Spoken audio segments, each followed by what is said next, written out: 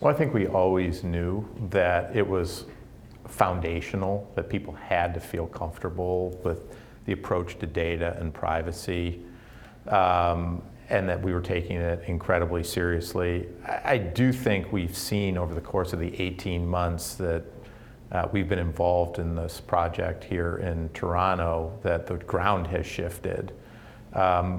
So I don't think that would have yielded a particularly different result at the end of the day. We always knew that this was important. We always knew we were going to have to do something pretty dramatic and even kind of revolutionary. But the way in which the ground shifted, I think, did surprise us. The other thing that surprised me a little bit was that we were just doing consultations, and what we said was we wanted to listen a lot, get a lot of feedback, study the issue, and then come back with a plan. Sort of the presumptions that we would somehow steal people's data, commercialize it, I think did take me a little bit by surprise, but in retrospect, it didn't really matter. I think the fact that there was a lot of attention on it has made us focus even deeper and probably made the plan smarter and better. As you said, you didn't win the right to develop, you won the right to develop a plan to develop. There's a bit of a gap between here and there. The Waterfront Toronto will get a look at your plan soon. And the whole world will get a look at our plans. And the whole world will get a look. Yeah. And then there'll be negotiations. How much maneuvering room is there in your plan on the give and take? Well, I don't want to negotiate anything, but look, this is something that has to work for the public sector, is representing the public, and obviously for us, we don't have a monopoly on great ideas, and so we're open to discussing all aspects of this. Ultimately, it has to work so that at the end of the day, what we can do is meet the standards that Waterfront Toronto actually laid out. They had really, really ambitious objectives around affordability and inclusive job opportunity and mobility and sustainability.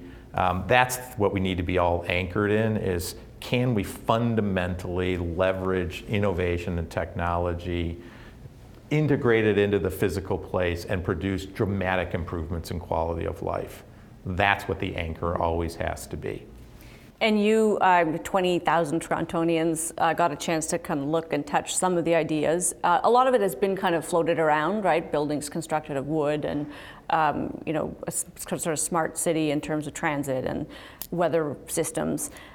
What about this do you think is game changing? Because on their own, those things are interesting, but anybody could build a wooden building. What about it makes it a whole new concept for us? Well, I think, first of all, we are innovating across almost every dimension of urban life. And it often will not be the single initiative.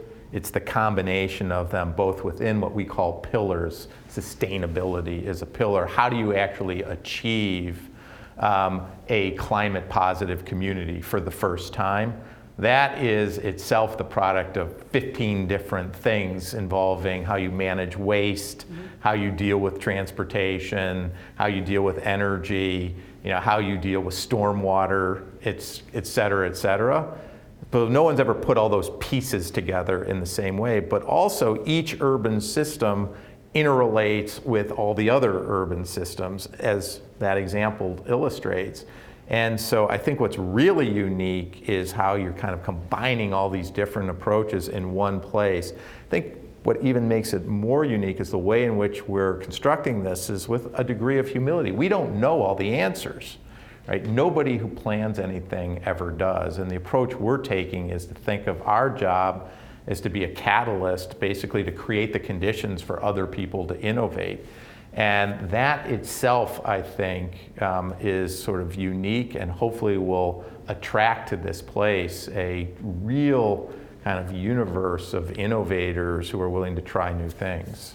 What do you hope happens to, this is a development, you've done other developments in your life. Do you hope it is bigger than that? Definitely. I mean, what we're aspiring to do is set a new standard for urban life in the 21st century where we can demonstrate across virtually every element of quality of life that we can materially move the needle. And then what we hope is that other places around the world will see what we've done, and we can inspire other places to do the same. Underlying all of this is a belief that we're at a unique moment in time, right? That once every 100 or so years, there's a set of technologies that come together that fundamentally change the trajectory of urban life. In the early part of the 19th century, it was the steam engine, which brought people and goods to cities. In the later part of the 19th century, it was the electric grid, which made cities vertical in 24 hours by being able to light them up, made them easier to get around in. In the early part of the 20th century, it was the automobile. We had to accommodate now these dangerous things on the streets, but they also made it easier to get into and out of cities at the same time. We haven't really had a major change in our cities probably since the automobile was mostly rolled out in our metropolitan areas right before World War II. It's been 80 years, and now there's this set of technologies that are digitally driven that we think have that same capacity to really be game changers. And to the extent that we can demonstrate what's possible in a place that can inspire others, I think that would be a historic contribution. Those technologies being things like machine learning, AI? That's one part of it, things that are made possible by advanced computing power. Others are new design and construction techniques, all which leverage in some way computing power or data. There's a lot of them that are built on these foundations of advanced computing power, sensing, ubiquitous connectivity. That's what's unique, is the combination of them. In the lawsuit that they just launched, the Civil Liberties Association uses the word surveillance in the plan, and they would like the whole plan thrown out. Who knows where that goes? But that word is a trigger word for some. Alphabet, of course, is a data company. It gathers data, that's what it does. So people make that connection. And clearly data is going to be important here. You're proposing a solution to this. Yeah, no, we are. We recognize that people are highly sensitive about it. And the types of data that people are concerned about are data that's available in public or semi-public spaces. We call that urban data. And that's data for which you, as an individual, really can't consent to data about you being used. We believe, and this is a huge leap forward, that data really is a public asset. It's not a private asset. And so what we have suggested, and it's only a proposal, but I think it's pretty revolutionary, is that data ought to be under the control and management of an independent public entity. So we've called it a civic data trust that would ultimately be controlled in some way by government. That it's only through democratic processes that can you actually manage this effectively.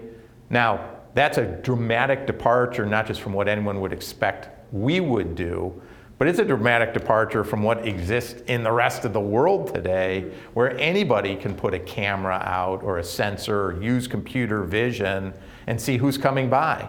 We don't believe in this place that should be permissible without a democratic process. There's some irony in the sister company to Google proposing a new policy regime that actually dramatically would reduce Google's ability to do what Google already has massive amounts of our data without our consent. What we're suggesting, though, this is different, is that we're not touching those situations where an individual can actually consent. That's a one-on-one relationship between the app provider and the individual.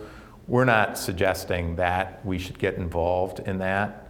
What we are suggesting is that in this untouched area, where data is being collected in public spaces, that you have to have government play a role. And all we're asking is that we should get treated like everybody else does in this place. So we do think we can set a new standard here that hopefully will get copied around the world. Privacy experts, not only have we consulted with them about this, but as importantly, we're hearing from people all over the place that this is an idea that has a lot of merit to it. But ultimately, it's up to government to impose it.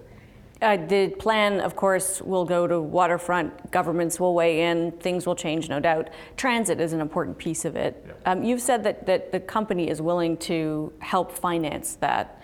Why is Alphabet Sidewalk willing to make these investments?